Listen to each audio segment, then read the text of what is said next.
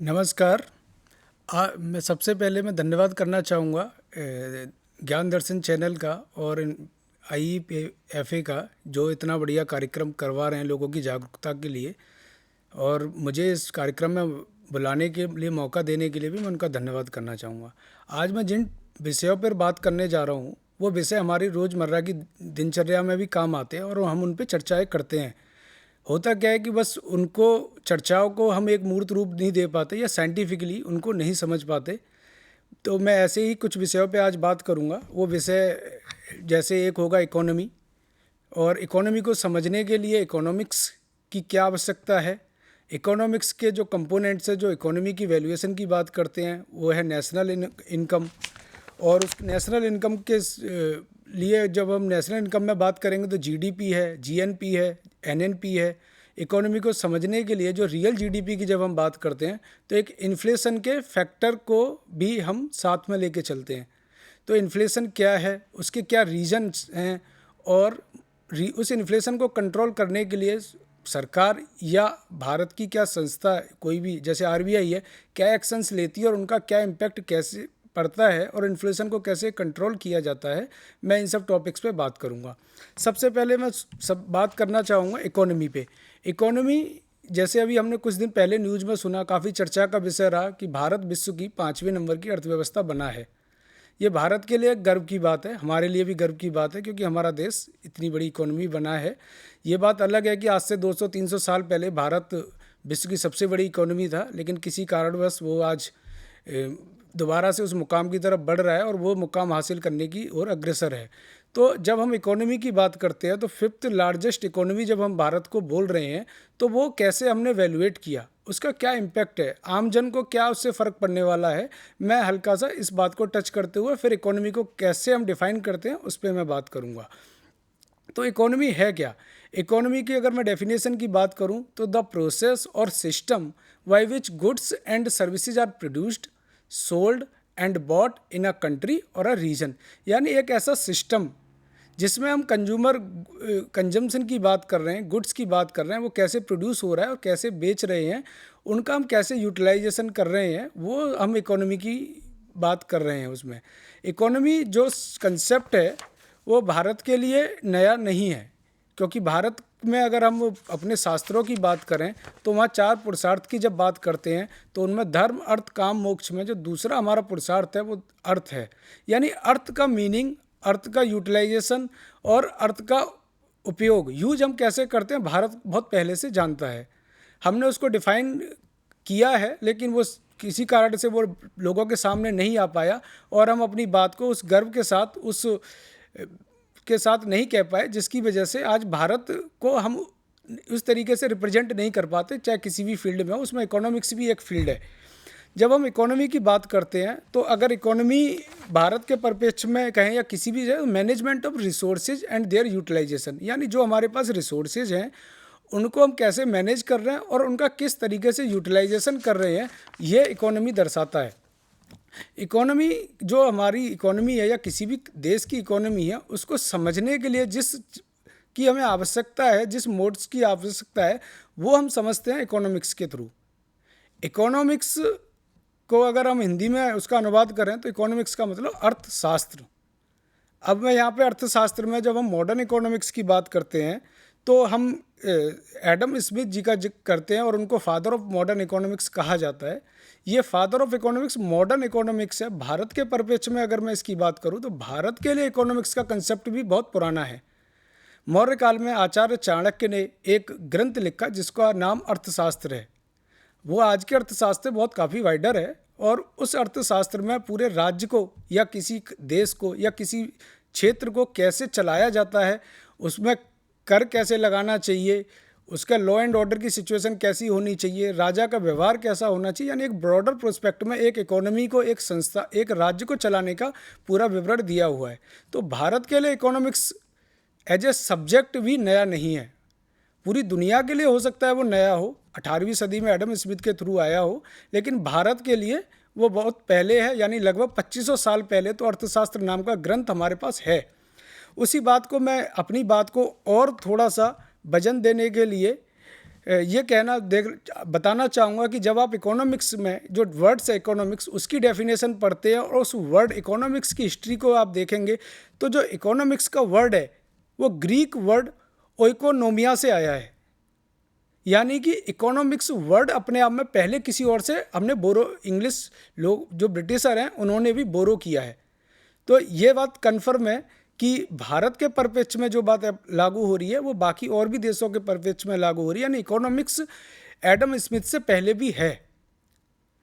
जो word economy Greek का word है उसमें जो वर्ड है वो है हाउस होल्ड मैनेजमेंट। तो यानी वो भी मैनेजमेंट की बात कर रहा है। जब इकोनॉमी का हम हिंदी अनुवाद करते हैं तो वो भी अर्थव्यवस्था यानी मैनेजमेंट ऑफ मीन्स में आपके पास लैंड है, नेचुरल रिसोर्सेज हैं, आपके पास मैन पावर है और जो भी चीज़ें आपके पास अवेलेबल है उनका मैनेजमेंट। वही चीज़ जब हम एक ब्रॉडर प्रोस्पेक्ट में पढ़ते हैं और जब हम सैद्धांतिक रूप से उसको पढ़ रहे हैं तो वो इकोनॉमिक्स का पार्ट बन गई। एडम स्मिथ ने 18th सेंचुरी में इकोनॉमिक्स को साइंस ऑफ वेल्थ कहा है। तो इसका मतलब वैसी विज्ञान जो वेल्थ के बारे में हमें अध्ययन करा रही है। ठीक है, अब इकोनॉमिक्स को जब हम आज की डेट में और थोड़ा सा उसको हमने और एक्सप्लेन किया, क्लैरिफाई किया और उसको दो प्रोस्पेक्ट में, दो डिविजन्स में डिवाइड किया, माइक्रो इकोनॉमिक्स और मैक्रो। अब यहाँ पे मैं अपनी बात को फिर रिपीट करना चाहूँगा, जो माइक्रो वर्ड है अगर उसकी हिस्ट्री में हम जाते हैं तो वो भी ग्रीक से लिया हुआ है और मैक्रो वर्ड भी ग्रीक के मैक्रोस वर्ड से लिया हुआ है। और वहाँ पे माइक्रो का मतलब भी छोटा लेवल है, यानी कि एक छोटे लेवल की जब हम बात कर रहे हैं, और मैक्रो एक बड़े लेवल पे जब हम बात कर रहे हैं। यानी माइक्रो जब हम किसी हाउस होल्ड की या बिजनेस की बात कर रहे हैं तो माइक्रो इकोनॉमी से हम समझेंगे, और जब हम एक ब्रॉडर प्रोस्पेक्ट, एक रीजन, एक इकोनॉमी की बात कर रहे हैं तो हम मैक्रो यानी ब्रॉडर प्रोस्पेक्ट में उसको समझेंगे।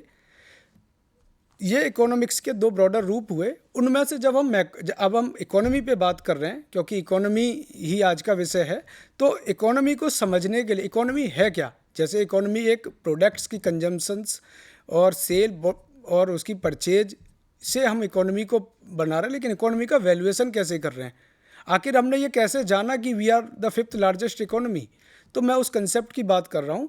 तो वो हम समझते हैं नेशनल इनकम से। जब हम नेशनल इनकम की बात कर रहे हैं तो national income means the sum of the value of all the final goods and services produced by a country during a financial year. यानी कोई देश जितने भी उसके फाइनल गुड्स और सर्विसेज हैं उनको जब वो प्रोड्यूस कर रहा है उसकी जो वैल्यू है वो नेशनल इनकम है। नेशनल इनकम को जब हम समझना चाहते हैं तो जो ब्रॉडर वाइडर प्रोस्पेक्ट में जो एक्सेप्टेड प्रिंसिपल्स हैं उनमें सबसे एक बड़ा एक प्रिंसिपल है जीडीपी, दूसरा है ग्रॉस नेशनल प्रोडक्ट और तीसरा है नेट नेशनल प्रोडक्ट। जब हम जीडीपी को बात करते हैं तो जीडीपी क्या है, जैसे नाम से पता चल रहा है ग्रॉस डोमेस्टिक प्रोडक्ट, यानी डोमेस्टिक का मतलब घरेलू।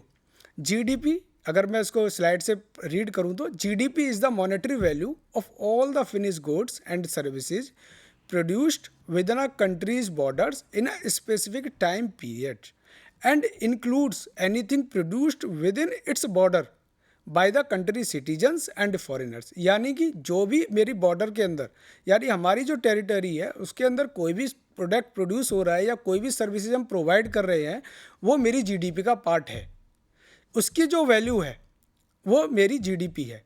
यानी कि अगर कोई बाहर की कंपनी भारत में आके कोई चीज़ प्रोड्यूस कर रही है तो वो मेरी जीडीपी का पार्ट है। तो जो वो वैल्यू एडिशन हो रहा है वो मेरी जीडीपी में एक एडिशन हो रहा है और इसको हम जीडीपी की बात करते हैं, वो हमारी ग्रॉस डोमेस्टिक प्रोडक्ट हो गई। तो भारत जब 5th लार्जेस्ट इकोनॉमी की हम बात कर रहे हैं तो वो जीडीपी के पॉइंट ऑफ व्यू से 5th लार्जेस्ट इकोनॉमी बना है। सेम जब हम जीडीपी में जा रहे हैं तो एक ग्रॉस जीडीपी होगी, एक दूसरा वर्ड है रियल जीडीपी। रियल जीडीपी में हम क्या करते हैं, जब हम रियल जीडीपी की बात कर रहे हैं तो रियल जीडीपी में आपका जो इन्फ्लेशन का इम्पैक्ट है हम उसको माइनस कर देते हैं। मान एक एग्जांपल से मैं एक्सप्लेन करना चाहूँगा कि मान लीजिए मैं 1000 प्रोडक्ट प्रोड्यूस कर रहा हूँ और 1000 प्रोडक्ट 100 रुपीज़ के हैं तो 10,000 मेरी जीडीपी हुई। लेकिन मेरी प्रोडक्ट की अगर प्राइस बढ़ के 100 से 110 हो गई तो मेरी जीडीपी 11,000 रुपये की हो गई। तो इसमें क्या इन्फ्लेशन का इफेक्ट है जिसकी वजह से मेरी जीडीपी बढ़ी है। तो जब हम रियल जीडीपी की बात करते हैं तो उस इन्फ्लेशन के इम्पैक्ट को हम इसमें से हटा देते हैं, तो रियल जीडीपी मेरी आ जाएगी। जो जीडीपी की जो कैलकुलेट करने की अलग अलग अप्रोचेज हैं, उनमें से एक अप्रोच है एक्सपेंडिचर अप्रोच, जो जिसको सबसे ज़्यादा साइंटिफिक माना जाता है। उसमें हम जो फॉर्मूला है उसका जीडीपी का, GDP is equal to C plus I plus G plus X minus M. यहाँ पे अगर हम सी की बात करें तो कंजम्पशंस, यानी जो भी हमने प्रोड्यूस किया है, जो भी सर्विसेज हमने अवेलेबल की है, उनको कितना हमने कंज्यूम किया है। G is equal to government spending, यानी सरकार ने जो हमसे रेवेन्यू अर्न किया है उसमें से कितना सरकार ने वापस इकोनॉमी के अंदर खर्च किया है। और थर्ड पॉइंट है इन्वेस्टमेंट, यानी कि प्राइवेट इन्वेस्टमेंट या गवर्नमेंट की कितना टोटल इन्वेस्टमेंट होकर वो इकोनॉमी का वापस से पार्ट बना है। और X equal to export minus import, यानी एक्सपोर्ट और इम्पोर्ट का जो डिफरेंस है वो भी हम जीडीपी में कंसीडर कर रहे हैं। जीडीपी के अलावा जो दूसरा फैक्टर्स है जो हम कंसीडर करते हैं वो ग्रॉस नेशनल प्रोडक्ट। जैसे ना इसमें भी अगर आप जीएनपी ग्रॉस नेशनल प्रोडक्ट को पढ़ेंगे तो एक वर्ड आ रहा है नेशनल। नेशनल का मतलब राष्ट्रीय, या राष्ट्रीयता की जब हम बात कर रहे हैं, gross national product is an estimate of a total value of all the final products and services turned out in a given period by the means of production owned by a country's residents। यहाँ पे अब देखेंगे एक word missing है, territory. जब हम अपने जो भारत के रेजिडेंट्स हैं, चाहे वो कहीं भी हैं और वो वहाँ बाहर भी कोई अर्न कर रहे हैं, तो वो जीएनपी का पार्ट बनेगा। यानी यहाँ पे हम बाउंड्री से बाहर जा रहे हैं और हम रेजिडेंट ओरिएंटेड, यानी अपने पीपल्स के बेसिस पे जो अर्न कर रहे हैं वो मेरी जीएनपी का पार्ट है। तो GNP is commonly calculated by taking of sum personal consumptions expenditures, private domestic investment, government expenditure, net exports and any income earned by resident from overseas investments minus income earned within the domestic economy by foreign residents. यानी जो भारत के अंदर कोई foreigner आके अगर कोई product produce कर रहा है तो उसको जब हम जीएनपी की कैलकुलेशन करेंगे उसमें से उस अमाउंट को हम हटा देंगे। यानी जो भारत के लोग हैं या जो भारतीय हैं उन्होंने पूरे विश्व में कहीं भी रहकर जो भी अर्न किया है वो मेरी जीएनपी का पार्ट होगा।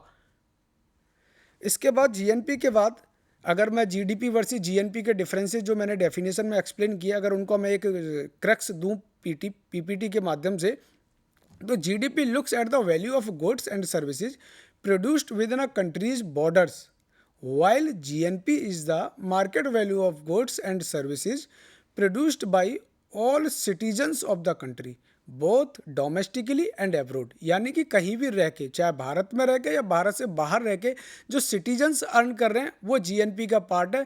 भारत की सीमाओं में रह के जो भी प्रोड्यूस हो रहा है वो जीडीपी का पार्ट है, जीएनपी के पार्ट में वो नहीं आएगा। जब हम जीडीपी की बात करते